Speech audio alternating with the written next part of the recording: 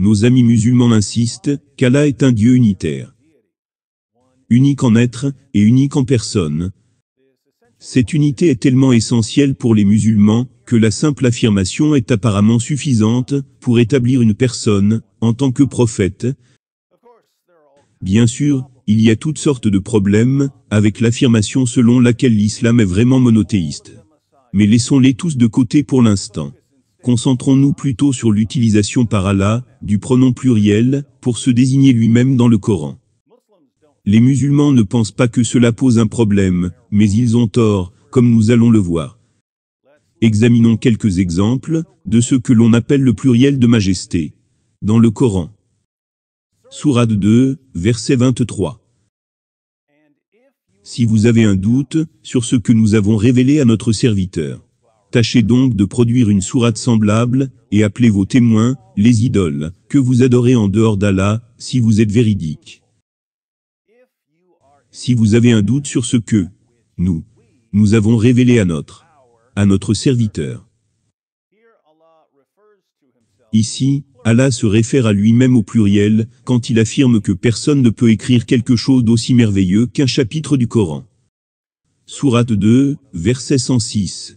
Si nous abrogeons un verset quelconque, ou que nous le fassions oublier, nous en apportons un meilleur, ou un semblable. Ne sais-tu pas qu'Allah est omnipotent? Un verset que nous abrogeons. Nous en apportons un meilleur que lui. Ici, Allah se réfère à lui-même, au pluriel, en soulignant qu'à chaque fois qu'il abroge, ou annule un verset de sa révélation parfaite et éternelle, il remplace le verset de sa révélation parfaite et éternelle, par quelque chose de meilleur, ou de similaire. Sourate 10, verset 94. Et si tu es en doute sur ce que nous avons fait descendre vers toi, interroge alors ceux qui lisent le livre révélé avant toi. La vérité certes t'est venue de ton Seigneur. Ne sois donc point de ceux qui doutent. Mohammed avait des doutes quant à savoir si ces révélations venaient vraiment de Dieu. Rappelez-vous, la première impression de Mohammed sur ces révélations était qu'elles étaient démoniaques. C'est sa femme et son cousin qui l'ont amené à changer d'avis. Mais ces doutes refaisaient occasionnellement surface, et Allah se réfère à lui-même, au pluriel. Lorsqu'il dit à Mohammed d'aller voir les gens du livre, qui sont les juifs et les chrétiens, pour s'assurer que ces révélations correspondent à nos révélations. Alerte spoiler, elles ne le sont pas. Mohammed a échoué au test. Sourate 66 verset 12. De même, Marie, la fille d'Imran, qui avait préservé sa virginité, nous y insufflâmes alors de notre esprit. Elle avait déclaré véridiques les paroles de son Seigneur, ainsi que ses livres. Elle fut parmi les dévoués. De nombreux musulmans insistent sur le fait que l'esprit d'Allah ici, c'est l'ange Gabriel.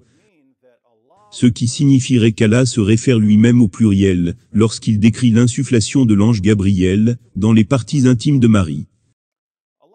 Allah utilise ce langage pluriel, nous, et notre, à maintes et maintes reprises, dans le Coran.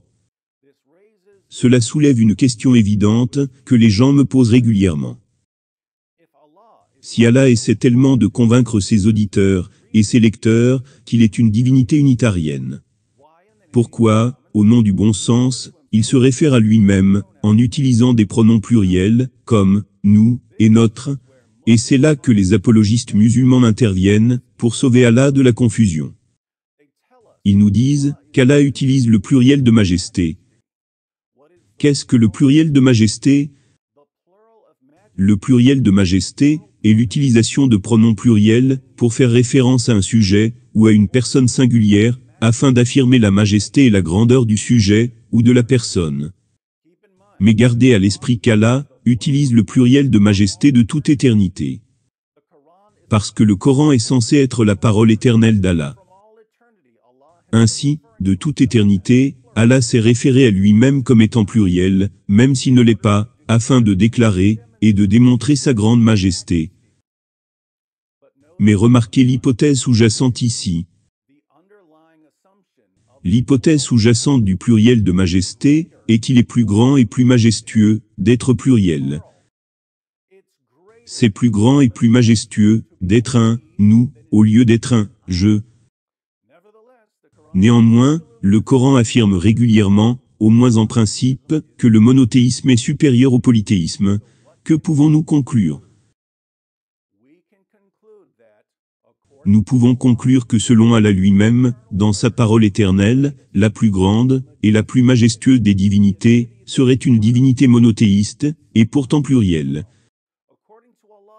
Selon Allah lui-même, dans sa parole éternelle, la plus grande et la plus majestueuse des divinités ne serait pas une unité absolue, mais une sorte d'unité composée.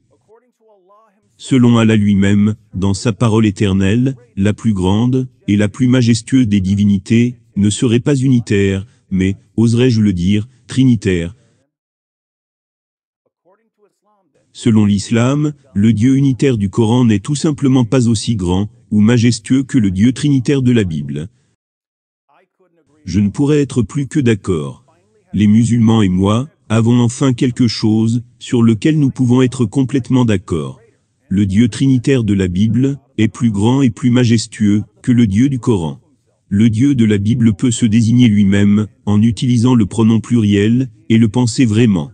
Parce qu'il existe éternellement, en tant que Père, Fils et Saint-Esprit. Le Dieu, moins majestueux du Coran, peut se référer à lui-même en utilisant des pronoms pluriels, mais il ne peut pas vraiment le penser, car même s'il admire la pluralité, et la considère comme plus majestueuse que la singularité, il reste à jamais seul dans sa singularité.